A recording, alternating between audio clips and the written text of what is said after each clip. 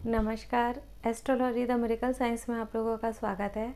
हमारा आज का टॉपिक है कि हम बिना पंचांग देखे कुंडली में कैसे पहचाने कि जातक का जन्म शुक्ल पक्ष में हुआ है या कृष्ण पक्ष में हुआ है।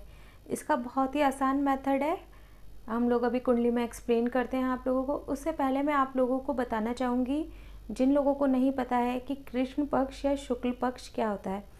कृष्ण पक्ष यानी कि जहाँ से चंद्रमा घटना शुरू होता है उसे हम कृष्ण पक्ष कहते हैं, और एंड में न्यू मून पे जाता है, मावस पे, उसे हम कृष्ण पक्ष बोलते हैं। ऐसे ही उसके आगे शुरू होता है शुक्ल पक्ष, यानी जब चंद्रमा धीरे धीरे बढ़ता हुआ फुल मून की तरफ जाता है। पूर्णिमा को इंग्लिश में फुल मून बोलते हैं। हिंदू कैलेंडर के अकॉर्डिंग एक महीने में 2 पक्ष होते हैं, एक को कृष्ण पक्ष बोलते हैं और एक को शुक्ल पक्ष बोलते हैं। आइए अब हम इसे कुंडली के माध्यम से एक्सप्लेन करते हैं। सबसे पहले हम एक कुंडली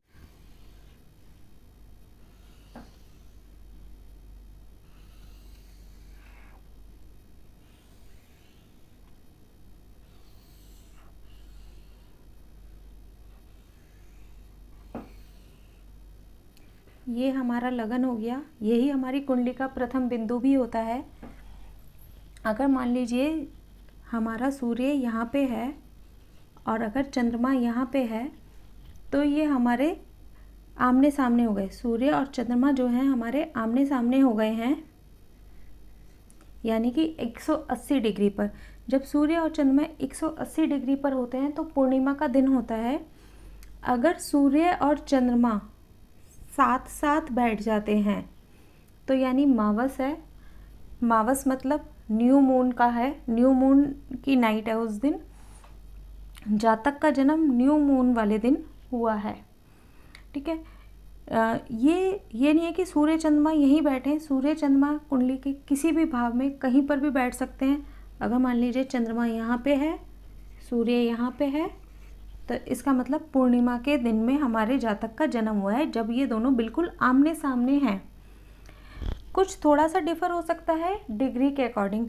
डिग्री को हम आपको आगे एक्सप्लेन करेंगे कि हम डिग्री के अकॉर्डिंग बिल्कुल सही तिथि का ज्ञान कैसे कर सकते हैं। अगर मान लीजिए सूर्य के साथ चंद्रमा यहाँ पे है तो यानी कि जातक का जन्म शुक्ल पक्ष में हुआ है, पर पूर्णिमा होगी नहीं होगी।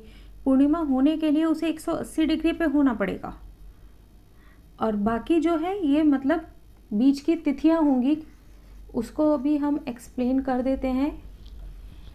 ऐसे ही अगर मान लीजिए चंद्रमा यहाँ पे सिर्फ सूर्य है और चंद्रमा यहाँ पे है तो यानी कि अंधेरे के दिन चल रहे हैं, यानी कि कृष्ण पक्ष की तिथि होगी।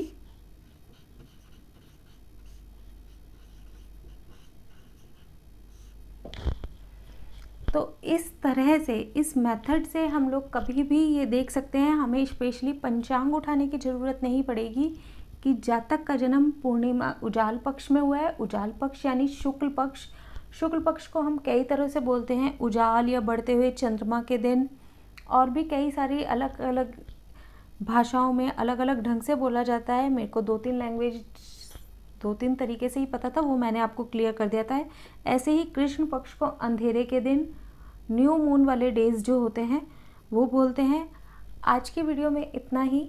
आगे आने वाली वीडियोस में और नए नए टॉपिकों के साथ हम लोग मिलेंगे। नमस्कार, धन्यवाद।